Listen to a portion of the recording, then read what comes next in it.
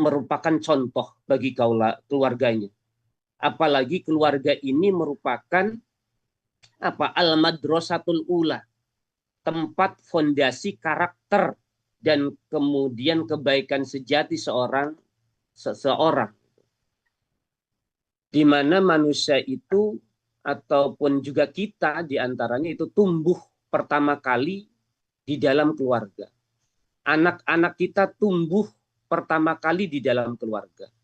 Maka patut kita memberikan contoh ketauladanan kepada anak-anak kita, yang tentu kita juga sebagai yang sudah dewasa saat ini, ya awalnya yaitu bagaimana kita mencontoh, mentauladani orang tua kita. Orang-orang yang terlebih dahulu hidup di depan kita, berada di depan kita. Mencontoh, mentauladani sikapnya, perbuatannya, ataupun juga perkataannya. Maka kita pun dalam kehidupan kita di keluarga kita, ya hendaknya memberikan contoh, memberikan ketauladanan kepada orang-orang di sekeliling kita, kepada anak-anak kita, ataupun juga keluarga kita. Di antaranya, Bapak Ibu rahimakumullah, Rasulullah Shallallahu Alaihi Wasallam sebagai suami, bagaimana beliau menjadi figur yang memuliakan dan sekaligus juga membantu, tidak segan untuk membantu istrinya. Beliau adalah figur suami yang romantis, yang mengikis sekat kesombongan sebagai seorang rijal, sebagai seorang laki-laki. Bagaimana Rasulullah Shallallahu Alaihi Wasallam ini terbiasa memanggil istrinya dengan panggilan sayang, dengan panggilan yaitu kepada Siti Aisyah itu Humairah, yaitu yang kemerah-merahan. Yang tentunya ini panggilan yang memberikan kesejukan dan sekaligus menyanjung kepada istrinya yaitu Siti Aisyah.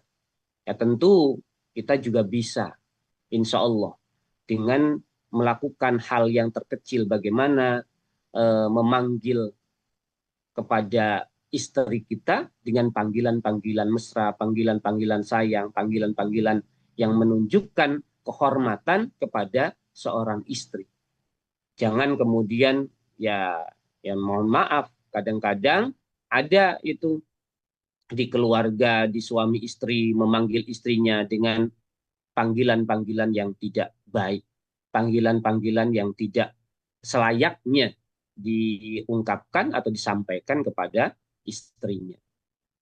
Nah, naudzubillah min dzalik. Kita selaku umatnya Rasulullah Shallallahu Alaihi Wasallam itu melakukan hal tersebut.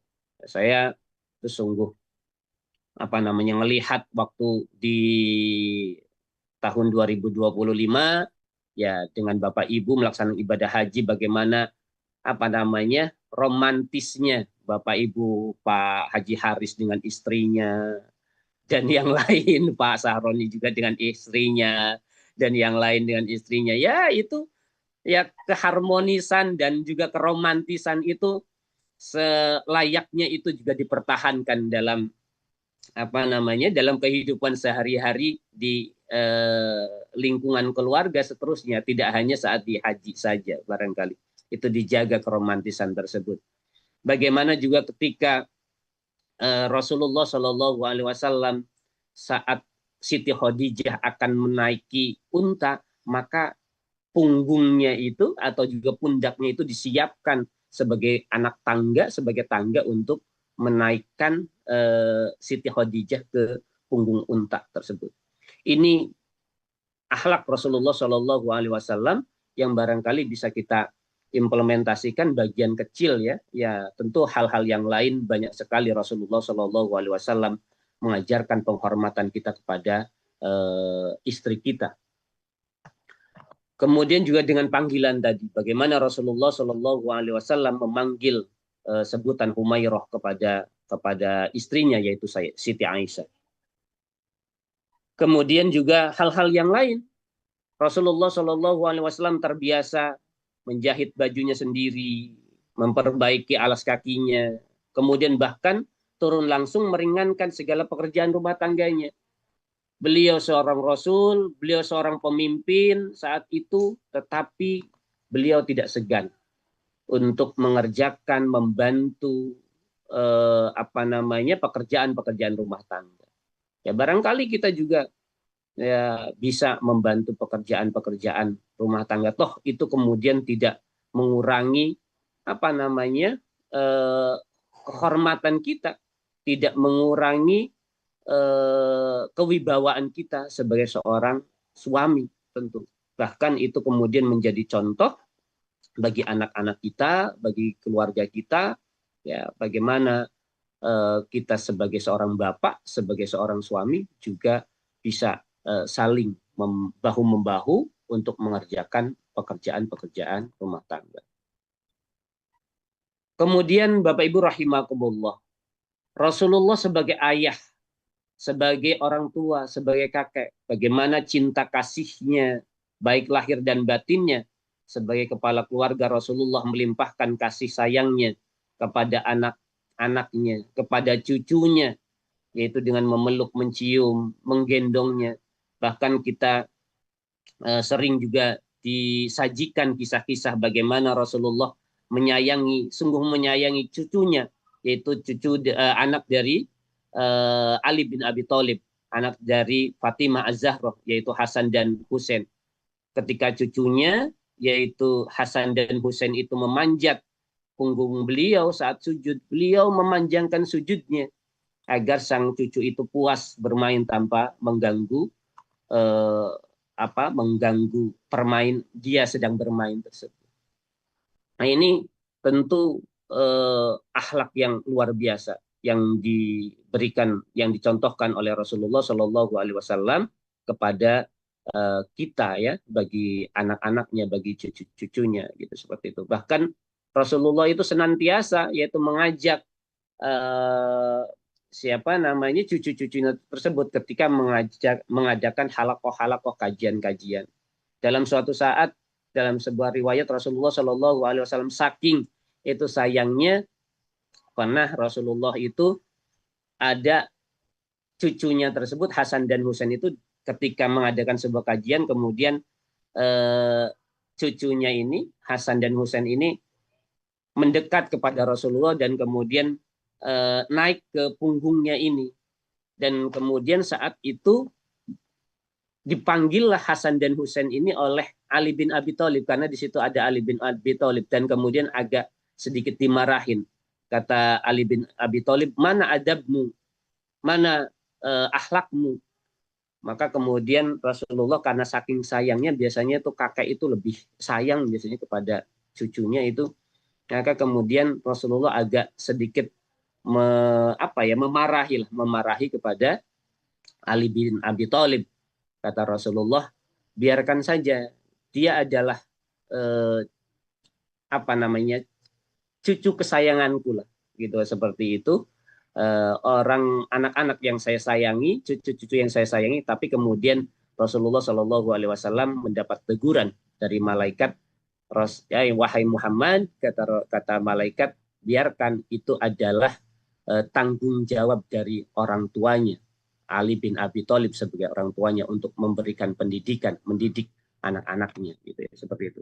Nah, ini menunjukkan sebuah rasa sayangnya ya, rasa sayangnya Rasulullah Shallallahu Alaihi Wasallam kepada anak-anaknya. Namun ya tentunya kita harus juga bagaimana memberikan pemahaman ya kepada cucu-cucu kita, kepada anak-anak kita, agar juga tetap antara seorang tua, kemudian juga kita sebagai kakeknya misalkan, itu terjalin keharmonisan dalam keluarganya. Nah, hadirin rahimakumullah, tolak ukur utama kebaikan adalah di rumah kita. Kebaikan seseorang, keimanan seseorang itu diuji dari cara ia bersikap saat berada di balik pintu rumahnya, di luar sorotan mata publik. Mungkin kalau di luar kita banyak bersikap diri untuk agar bagaimana tidak terlihat buruk oleh orang lain. Tapi kadang-kadang ketika kita bersikap di rumah itu justru banyak hal-hal yang buruk yang kita perbuat terhadap orang-orang di rumah kita, di keluarga kita. Nah, inilah yang patut kita menjadi perhatian bagi diri kita, bahwa tolak ukur utama kebaikan kita adalah berada di rumah kita. Ini adalah ujian akhlak kita. Bagaimana kata Rasulullah Shallallahu Alaihi Wasallam, sebaik-baik kalian adalah yang paling baik terhadap keluarganya, dan aku adalah yang paling baik di antara kalian terhadap keluargaku. Ini menunjukkan bagaimana kita sebagai bagian dari keluarga, apalagi kemudian sebagai seorang kepala keluarga, ya mampu bersikap, mampu berbuat dan juga berkata hal-hal yang baik di dalam lingkungan keluarga kita, yang merupakan tadi sebagai madrasah, sebagai tempat pendidikan yang utama bagi anak-anak kita. Ketika kita memberikan pendidikan, memberikan ketauladanan yang baik kepada anak-anak kita, kepada keluarga kita, insya Allah itu akan menjadi fondasi yang kuat bagi perkembangan karakter, perkembangan akhlak bagi anak-anak kita. Yang kadang-kadang ya tentu anak-anak kita ya menauladani, mencontoh apa sikap kita, apa perkataan kita, gitu tuh. Ketika perkataan kita perkataan kasar, ya yang keluar kemudian dari anak-anak kita juga perkataan-perkataan kasar. Maka jangan menyalahkan siapa-siapa terlebih dahulu ketika anak-anak kita berkata dengan perkataan-perkataan yang kasar, perkataan-perkataan yang buruk seperti itu. Selain kemudian juga mungkin lingkungan atau pergaulannya. Tapi insya Allah kalau dibekali dengan fondasi yang kuat, fondasi yang hebat di dalam keluarga kita, insya Allah ya lingkungan-lingkungan yang di luar keluarga kita itu tidak mudah kemudian memberikan perubahan kepada karakter, kepada anak-anak kita, akhlak kepada anak-anak kita. Bapak Ibu rahimakumullah, kemudian yang selanjutnya, bagaimana Rasulullah Shallallahu Alaihi Wasallam berakhlak di masyarakat? Bagaimana kita juga bisa mentauladani Rasulullah ketika berada di masyarakat? Karena bagaimanapun kita ini sebagai makhluk sosial.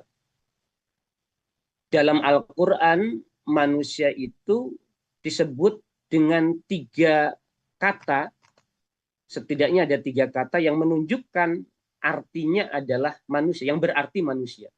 Yang pertama, manusia itu disebut dalam Al-Quran itu An-Nas, yang artinya manusia.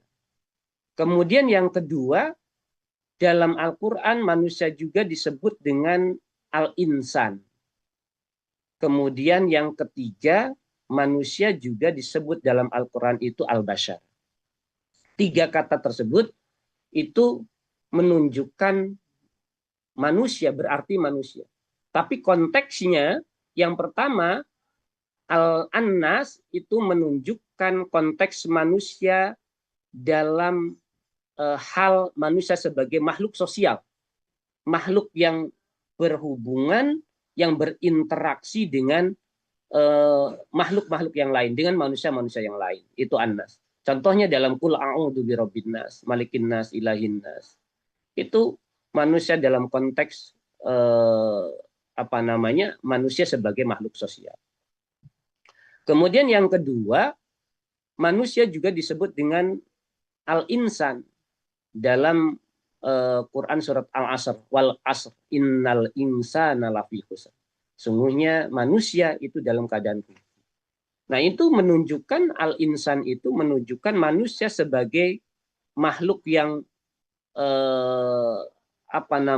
yang paripurna, yang bukan sekedar struktur fisik saja, bukan struktur jasadiah saja, tapi mereka memiliki kelebihan-kelebihan yaitu memiliki akal, memiliki nafsu dan yang lain-lainnya sebagai makhluk yang komplit gitu ya.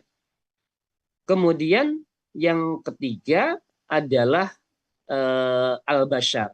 Al-bashar itu menunjukkan manusia sebagai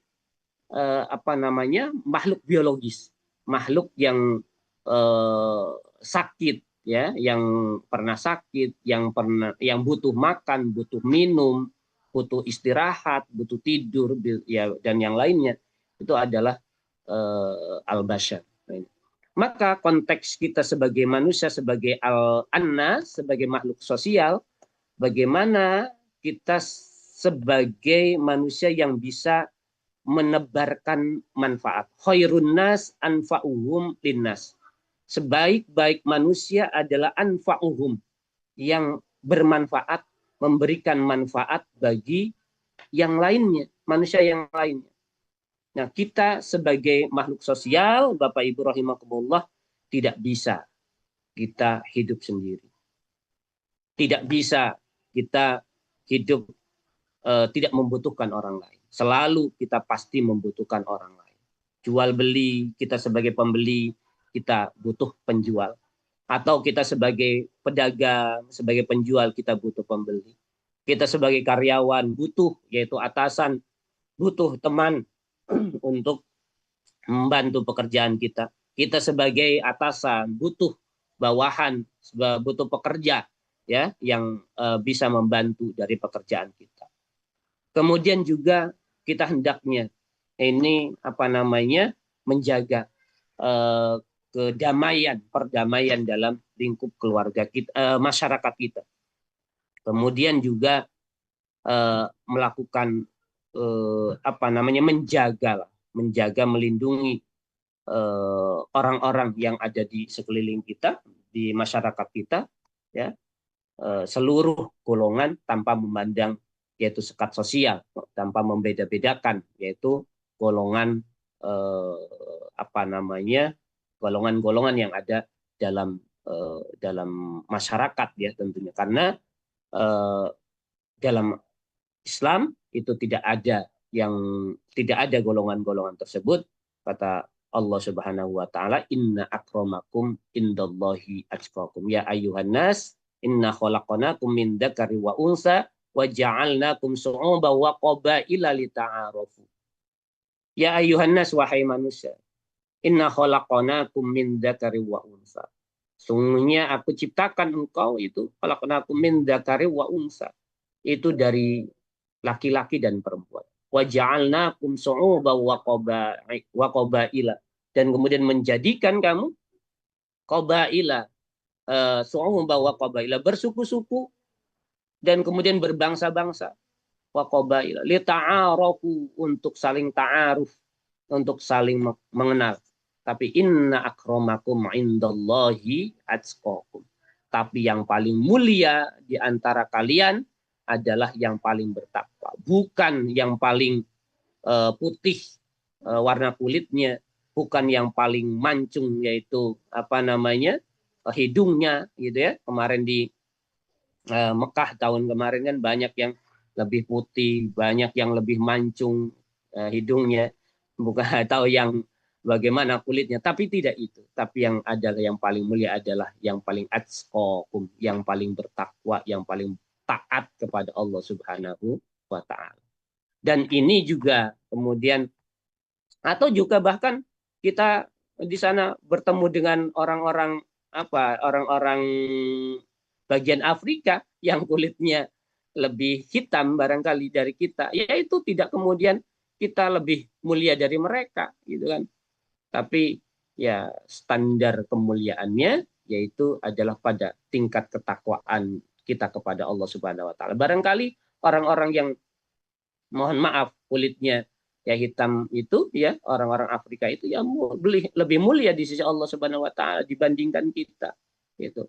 Mereka lebih taat, lebih takut kepada Allah Subhanahu wa taala dibandingkan kita. Gitu, seperti itu. Kemudian Bapak Ibu rahimakumullah, nah ini juga menjadi indikasi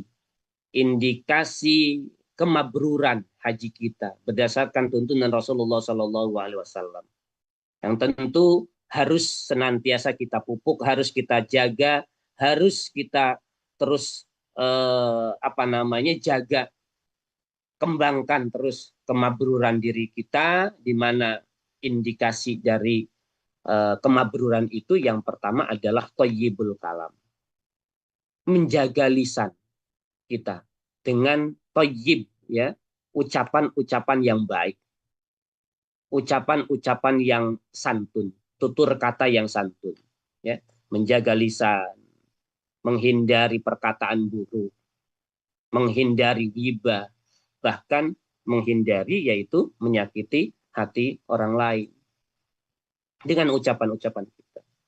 Kemudian yang kedua adalah indikasinya kemabruran itu kan ifsa'us salam, menjaga, menebarkan kebaikan, menebarkan kedamaian. Itu sebagai seorang muslim, ya, Islam itu kan menjaga keselamatan, memberikan keselamatan, menebarkan kedamaian. Nah, sebagai orang-orang yang harusnya menjadikan agama ini adalah rahmatan, menjadi rahmat gitu ya, menjadi rahmat untuk alam semesta.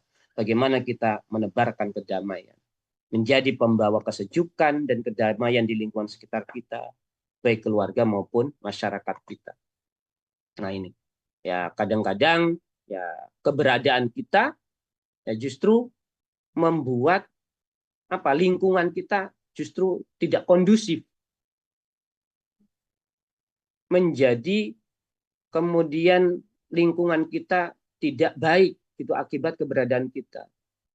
Tapi seharusnya adalah justru keberadaan kita, adanya kita itu justru ifsa'us salam, menebarkan kedamaian, menjadikan lebih erat yang tadinya lingkungan kerja kita misalkan atau lingkungan masyarakat kita masih terpecah belah, justru keberadaan kita menjadikan lingkungan kita itu lebih harmonis, lebih baik. Atau di lingkungan kerja kita.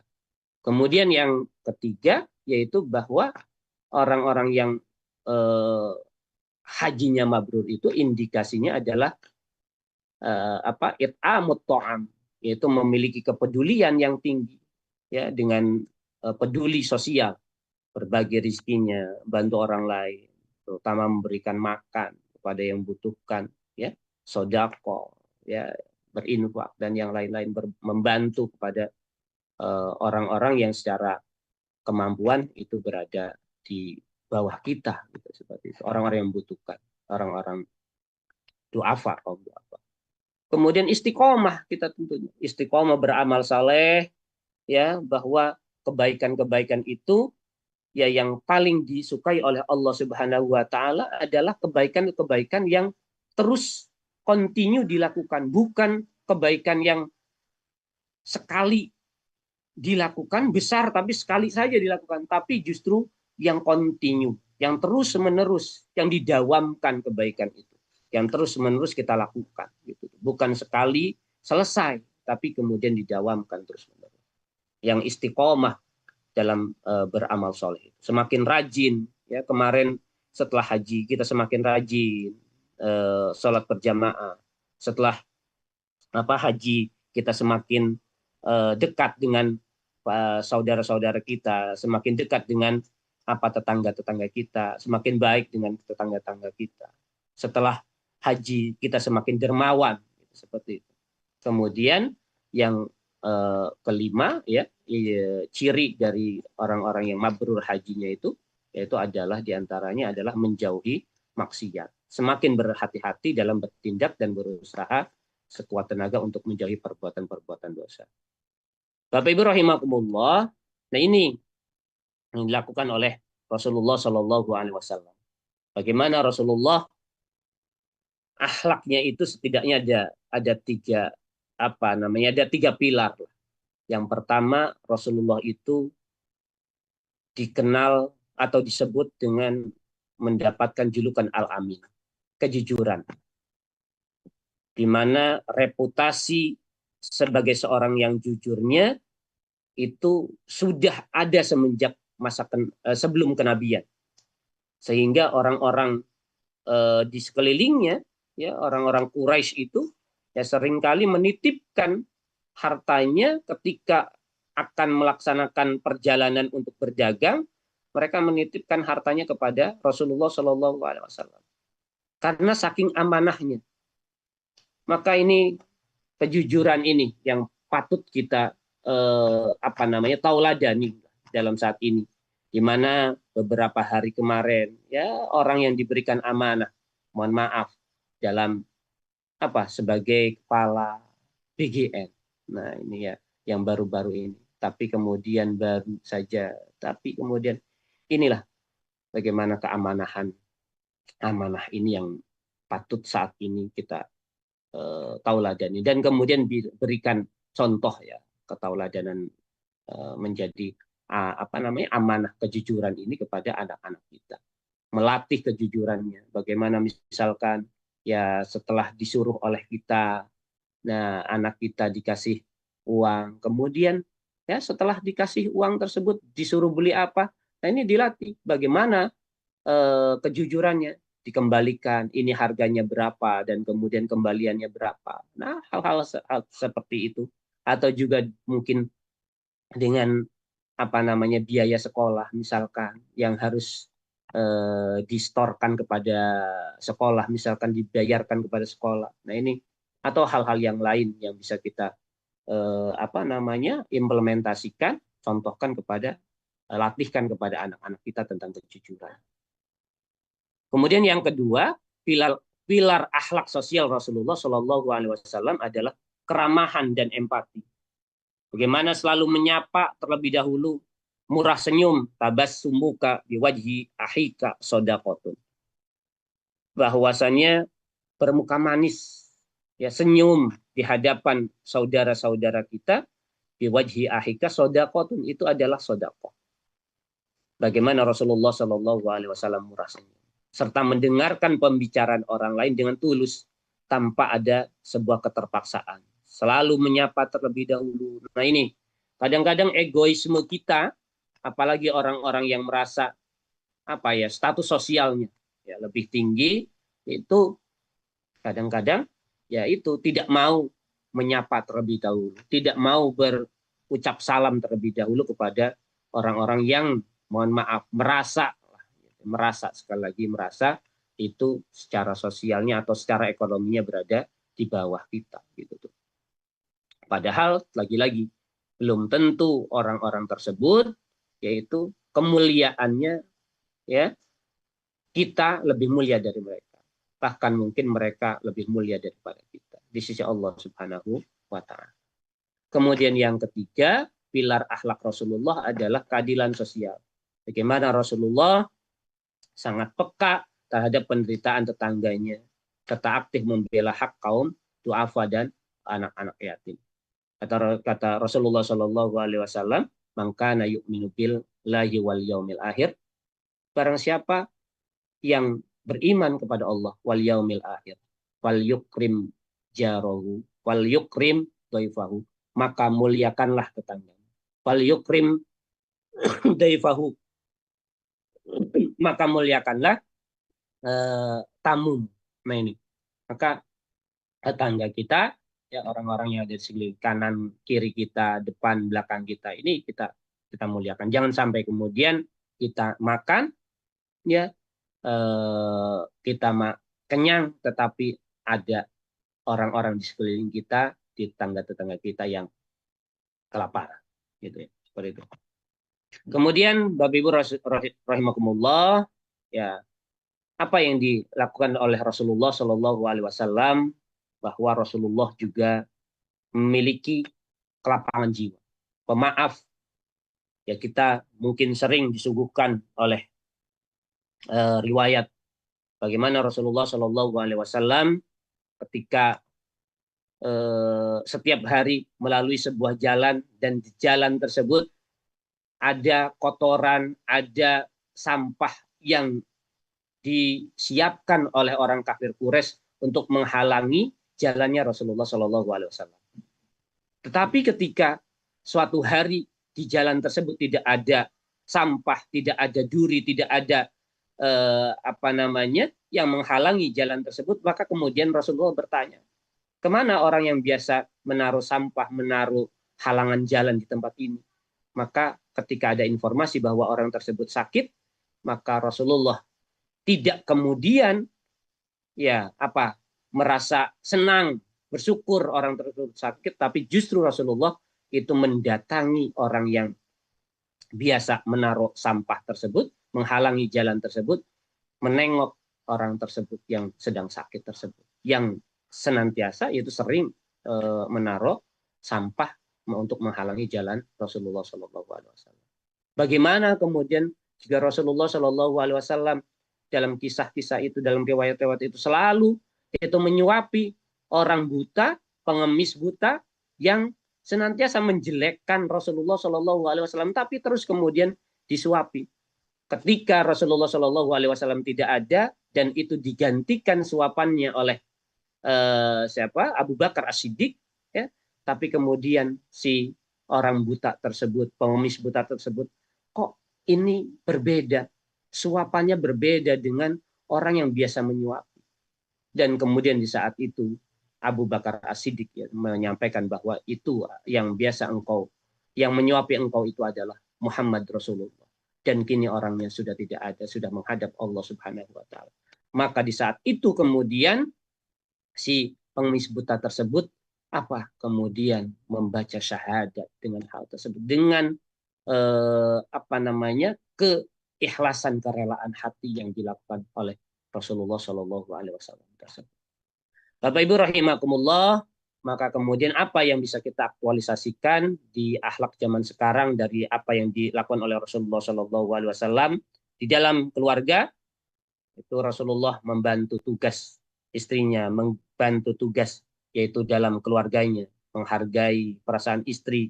Nah, bagaimana kemudian penerapan praktisnya dalam saat ini?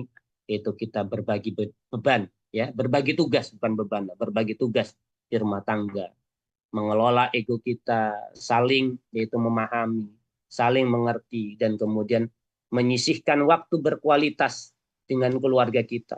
Yang seringkali kita itu duduk bersama, tapi kemudian saling sibuk dengan gadgetnya masing-masing, dengan HP-nya masing-masing. Padahal harusnya disitulah kita bercengkrama, berkomunikasi dengan keluarga tanpa adanya gadget, tanpa adanya HP di genggaman kita, tapi komunikasi apa-apa yang sudah dilakukan, apa-apa yang sedang dilaksanakan. Di situ kemudian kita berbagi dan kemudian juga memberikan nasihat-nasihat kepada anak-anak kita. Kemudian di dalam keluarga juga kita melimpahkan kasih sayang, fisik, dan kemudian bimbingan lembut kepada anak-anak kita.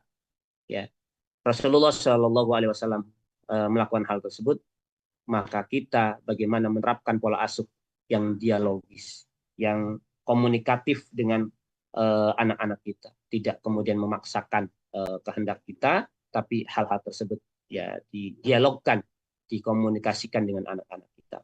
Kemarin kita belajar dari pelaksanaan ibadah kurban yang sudah kita laksanakan beberapa hari yang lalu atau 10 hari yang lalu, ya tentu di situ kita bisa meladani juga bagaimana seorang Nabi Ibrahim alaihissalam ketika diperintahkan untuk menyembelih, ya saat itu anaknya yaitu Ismail, tapi kemudian seorang Nabi Ibrahim mengkomunikasikan hal tersebut kepada anaknya.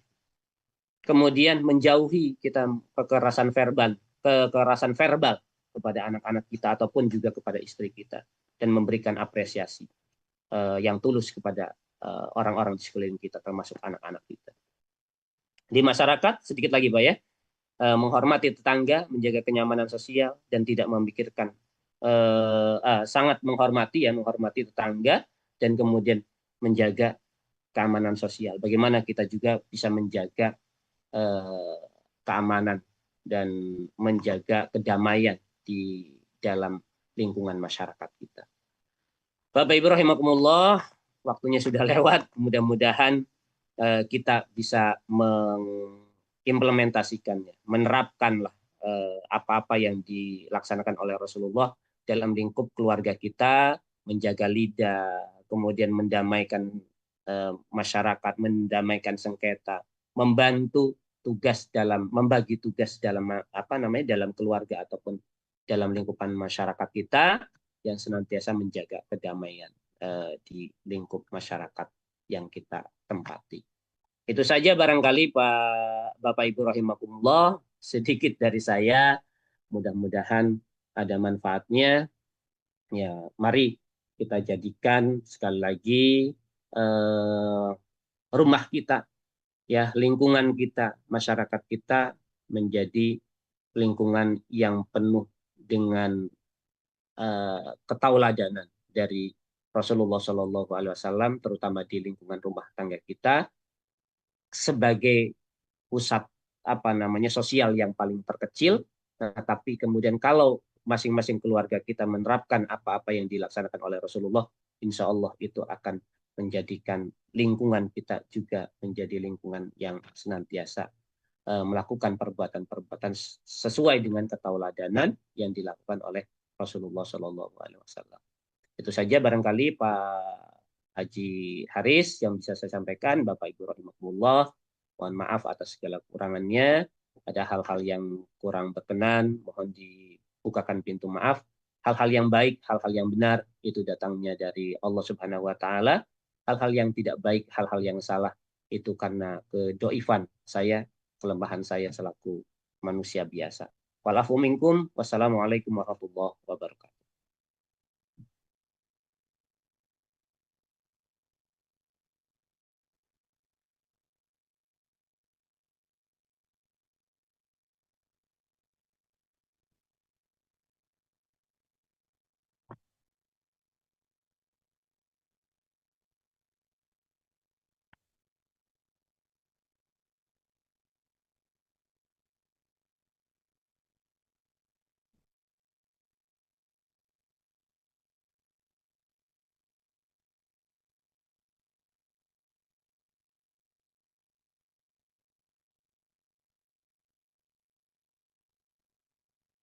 Ya, say gitu kan Pak ya. Nah, banyak lah.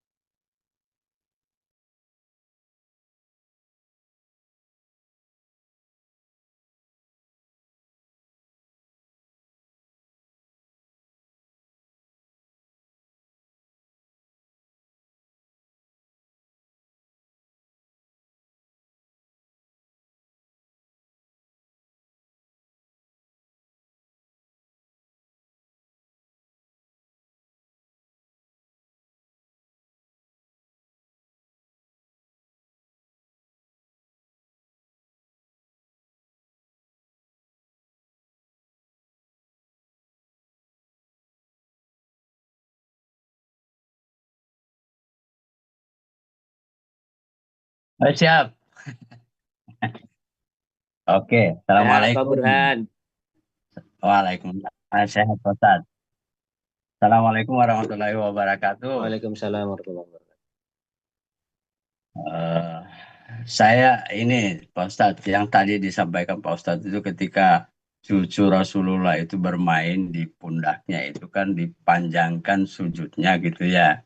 Iya. Nah, saya membayangkan sekarang anaknya main di sujudnya terus kita sujud terus malah konsentrasinya buyar itu. Nah, ini Iya, iya, iya. ini yang saya tidak bayangkan gimana caranya biar bisa konsentrasi lebih seperti itu kalau cucunya ikut bermain atau anaknya yang yang atau bapak-bapak yang masih muda. Nah, kemudian yang kedua saya kira memang ya di dalam kehidupan sehari-hari ya kita harus memperlakukan yang baik, baik itu hablum minan nas kemudian hablum minallah.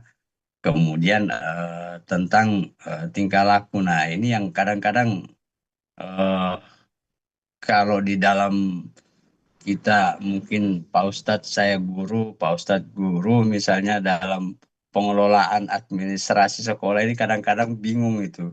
Ini dosa wajib apa ini dosa disengaja? Ini kan ada kebijakan yang memang susah untuk dihindari Pak Ustadz itu. Jadi pengelolaan administrasi keuangan kadang-kadang ini yang paling sulit ini. Nah, ini Ya, ya, ya.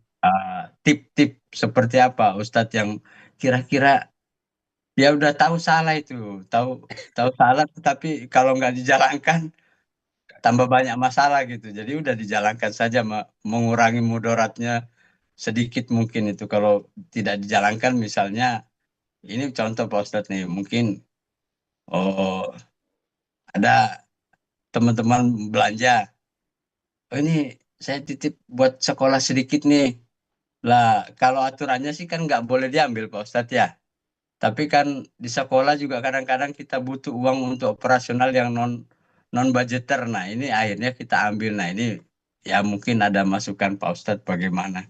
Ini mohon eh apa sharing dari Pak Ustadz. Jadi mungkin tidak tertata mulai dari tadi konsentrasi sampai ke urusan administrasi keuangan. Nah, mungkin ada pandangan-pandangan yang bisa berikan Pak Ustadz. Terima kasih. Assalamualaikum warahmatullahi wabarakatuh. Waalaikumsalam warahmatullahi wabarakatuh. Waalaikumsalam warahmatullahi wabarakatuh. Baik. Ya, silakan untuk Pak Ustadz langsung menanggapi. Ya, Ada baik, terima dua kasih. poin gitu ya. Nah, ya, ketika cucu Rasulullah SAW yaitu menaiki punggungnya ya, punggungnya Iya. Rasulullah, bisa dibayangkan kalau sekarang ya. Nah, itu apa yang dilakukan? Ya tentu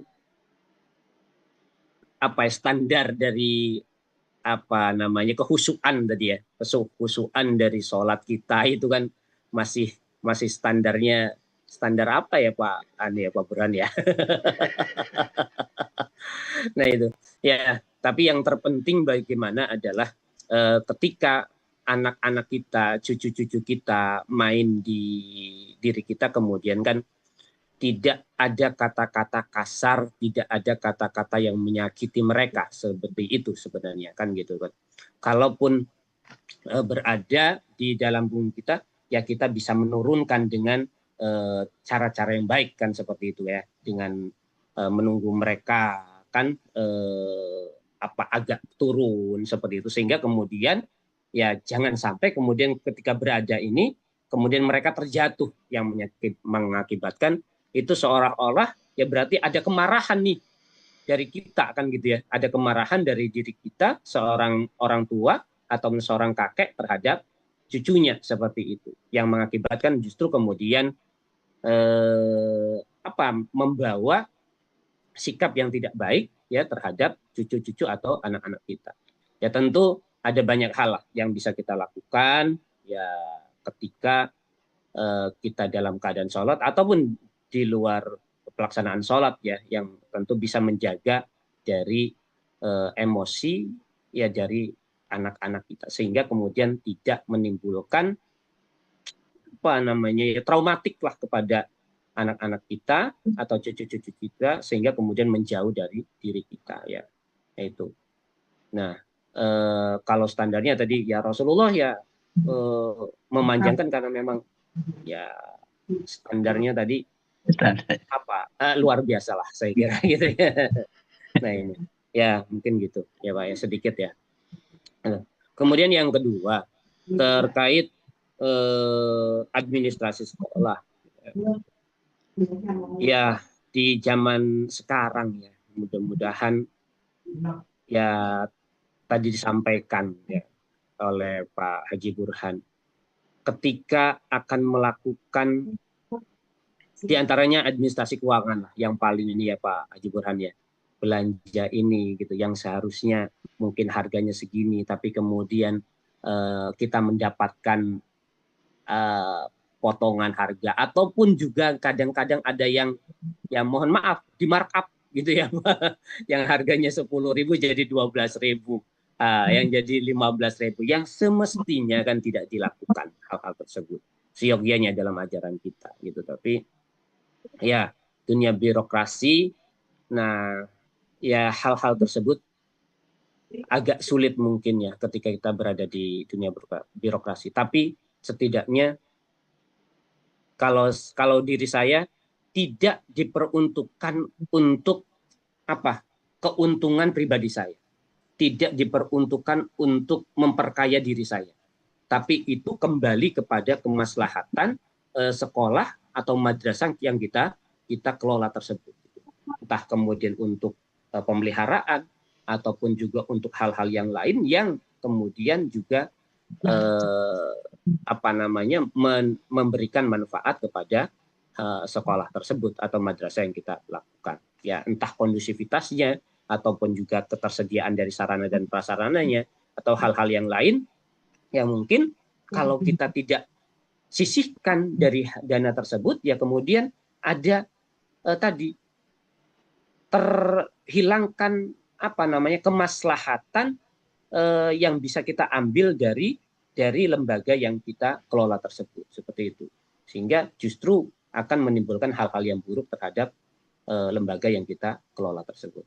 Itu kira-kira Pak Haji Burhan. Mungkin Pak Haji Haris yang juga di dunia pendidikan bisa memberikan inilah sumbangsih lah ya gitu ya, seperti itu Pak Haji Haris ya.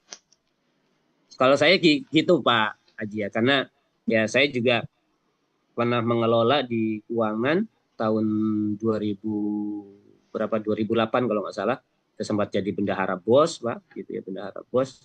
Nah itu ya hal-hal tersebut ya bagaimana ya gitu ya, ketika di dunia birokrasi di sekolah ya kita lakukan hal-hal tersebut ya itu aja prinsipnya, tidak dipergunakan untuk keuntungan saya pribadi dan kemudian tidak dipergunakan untuk memperkaya diri sendiri, gitu sih Pak. Gitu. Ya, Terima kasih banyak Ustaz. Gimana Pak Burhan? Iya betul itu. Nah, mungkin kalau Pak Burhan punya trik yang lain yang bisa dilaksanakan juga nggak apa-apa, nanti bisa di-share ke saya. Saya nanya Pak Ustadz, saya kadang-kadang stres sendiri mau takut salah gitu. ongkos ininya kita udah berangkat ke Mekah jalan kaki dari Musdalifah ke Mina ini Mina. Iya Pak. Iya benar. Ya memang kadang-kadang itu Pak tidak sesuai dengan hati nurani gitu ya Pak ya, seperti itu, tidak sesuai dengan nurani kita. Ya dari hal tersebut saja kan sudah menunjukkan rasa ketakutan kita gitu kan Pak. Dari hal tersebut gitu kan. Kalau orang yang tidak memiliki rasa ketakutan kan ya hal tersebut menjadi sebuah kelumrahan gitu ya, lumrah, dan kemudian ya udah tidak ada rasa takut. Tapi kalau tadi Pak Haji Burhan ada rasa stres, ya di satu sisi harus menjaga nurani kita yang tidak sesuai dengan ajaran agama kita, tapi di sisi lain kemudian kita harus melakukan hal tersebut, ya berarti kan ada gejolak lah gitu ya, gejolak yang ada dalam diri kita ya seperti itu. Mungkin Pak Haris bisa menambahkan juga Pak Haris, silakan. Ya, enggak sih. Ini mah share saja Pak Haris. Pak Ustadz sepakat selama itu bukan untuk kepentingan memperkaya diri gitu. Karena ya itu mungkin curhatan di dunia pendidikan ya, kalau kitanya mau saklek kitanya nggak akan bisa, kita bacakan mental sendiri gitu. Iya. Kita kalau terlalu lunak itu selama ya mungkin saya sepakat dengan Pak Ustadz ya, selama itu kita buat bukan untuk kepentingan memperkaya diri ya, toh kita masih banyak mana nanti dipakai atau alokasi yang lain gitu kan, yang tidak tersentuh oleh dana BOS. Mungkin itu saya sepakat Pak Ustadz. Atau mungkin dari yang lain, peserta yang lain, ini sudah lebih dari jam 7 lebih 10 menit, mungkin 5 menit lagi. Yang lain mau ada ditanyakan atau mau ini yang peserta yang lain?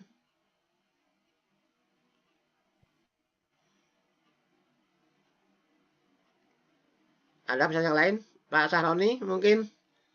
Pak Jiron? Ada mau ditanyakan? Ya, atau sumbang saran Pak Haji Sahroni, silakan. Ya. Tadi yang ditanyakan oleh Pak Burhan. Pengalaman yang lebih lumayan dari dunia pendidikan Pak. Punten. Nah, kalau sumbangsi saran emang hampir sama ya. Yang namanya dunia PNS di pemerintahan ya, kadang saya sendiri juga ngerasa kayak gimana ya, kayak abu-abu gitu loh, antara sebenarnya secara ketentuan dan sistem birokrasi yang ada gitu loh. Saya cenderung ngasih masukan betul apa yang katakan Pak Haji Ali ya, Pak Ustadz, karena kita kerja itu ada sistem kerja yang mana kadang kita harus mengikuti sistem kerja itu, yang notabene kadang ya tadi disampaikan Pak Karom juga kadang bingung kalau mau belok lo kerja itu di organisasi yang harus sesuai dengan sistem organisasi gitu loh.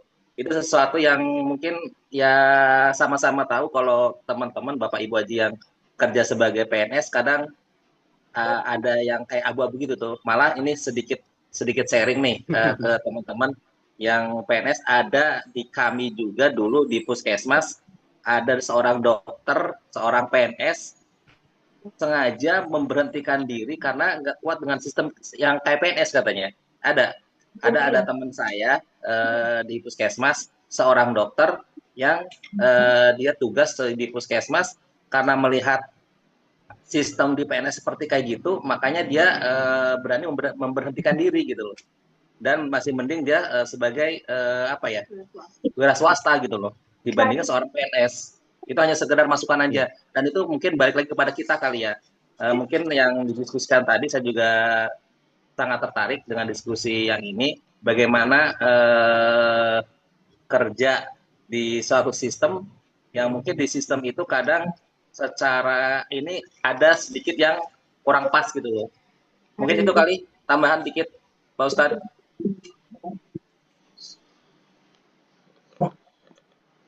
Ya, ya terima kasih Pak Jod ya. Itu tadi cuma itu Pak Haji Jiran tentang curhatan dua orang yang sebagai pengguna kuasa anggaran itu Pak. Ya, siap lanjut. Paling enggak kan dengan materi hari ini itu kan nanti Pak Haji Burhan kan bisa lebih tenang untuk besok lagi gitu kan, bagaimana membuat laporan itu kan, sehingga tidak bikin hatinya lebih gunakan tapi lebih enjoying gitu Pak ya. Mungkin itu karena kan udah jam 7:13, atau masih ada mau ditanya soalnya nggak ada, karena masih sebelum ditutup masih ada lagi nggak satu pertanyaan yang mau bertanya?